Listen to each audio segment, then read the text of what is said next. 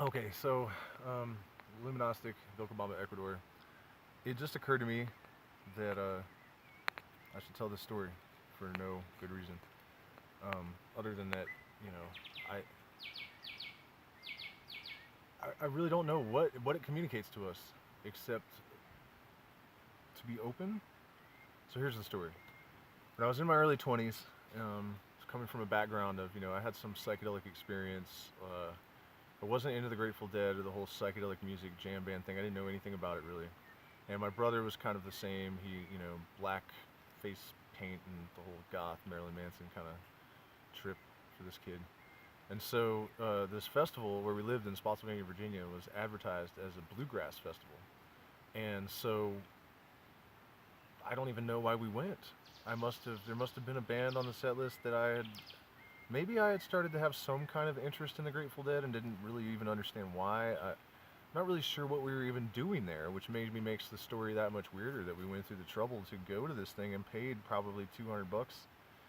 This was the All Good Festival, one of the first ones, I think, in like 2000 maybe or 99 or something. And so my brother and I are walking in, and just randomly, this old timer hippie guy walks by and he says, "The Dead used to make it rain when they played Looks Like Rain." And we're like, "Okay, dude, go eat some more acid." And so I should explain at this point that the Grateful Dead, for those of you that aren't familiar, were an American rock band that had a reputation for doing some supernatural stuff. I guess there's really not supernatural. I mean, I consider it natural, but impacting the weather. Say the wind blows in the lyrics, and the wind would blow or whatever. And so, also they had this capacity when their energy was right to induce the gnosis. Is kind of how I think of it, and they definitely had that effect on me ultimately, and certainly for millions and millions of other people.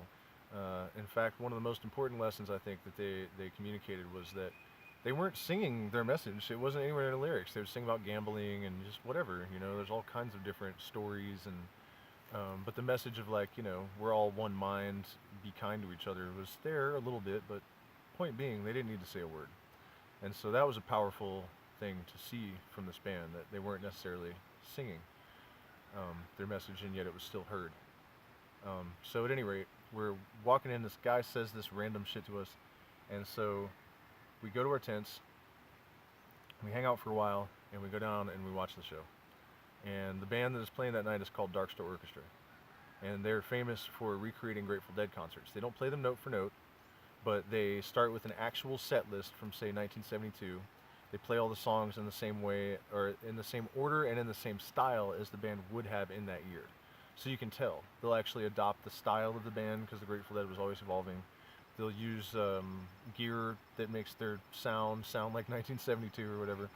So it's important to note that the Grateful Dead played like 3,000 songs or something in their career. So the chances that they were going to play anything specific at any given time were pretty slim.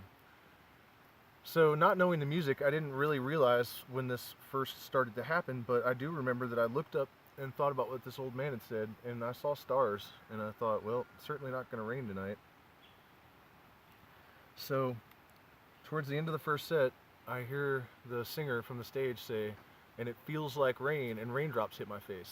And of course, until he said that, I wasn't aware that it was a song that this old man had mentioned. And I looked down to make sure this is happening to my brother, and he's looking back at me, his eyes all bulged out. We're just like, this can't be happening. And as the song gets more and more intense, the rain is falling harder and harder and harder and harder and harder. And in the last beat of the song, there's horizontal lightning, like right over my head. My hair's all poof. And I'm thinking I must have imagined that, but as fast as I can think that, some lady leaned over and said that was really close. So I knew I wasn't the only person that was witnessing all this. And later, I found out what happened with that lightning bolt. The story gets even crazier than I knew. It took me 10 years to actually hear this from the band themselves in New York, but we'll get to that. So the sky cracks open, thunder on the beat, boom, and 20,000 people just turn around in silence and walk back to their tents, because what are you going to say? We were all in our early 20s. We'd heard all these older people talking about the Grateful Dead, and we had just seen a cover band apparently work this same magic. And so, fast forward 10 years, I saw Star Orchestra in concert maybe 7 times. and I never saw them play their namesake song, Dark Star. And I always wondered, when am I ever going to see them play this song? So I went to a retreat with Dark Star Orchestra in my early 30s, like 10 years after this happened. And Donna Jean Godchow, who actually sang backup in the Grateful Dead, was there, which made it all the more surreal, I guess. So the guy that plays Bob Weir's parts, whose name is actually Robert, when we were walking to the stage, before we went, I actually mentioned this All Good thing. I said, man, you remember the show and the lightning? And he said, yeah, man, that lightning bolt actually hit the stage and blew up the transformer, and we didn't, I thought that they didn't finish the show because it was raining so hard, but it turns out that lightning bolt actually hit the stage and blew something up.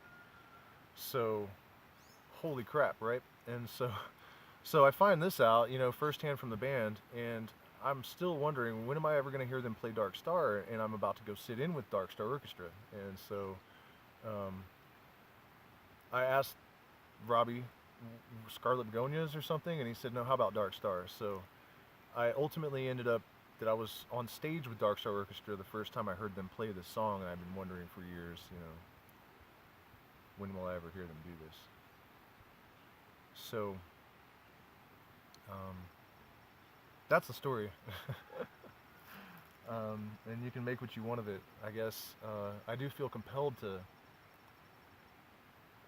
have some kind of commentary to that, and I guess all I can say is that, if you're open, you expand the parameters of your consciousness, and you have to be willing to put yourself in a position where miracles can happen, because nothing's going to happen that will defy the laws of the universe. But if you have consciousness and the possibility, there's nothing to stop it from fulfilling itself, except for your refusal. So, if you want to live in your dreams, accept that you are already. Like and subscribe.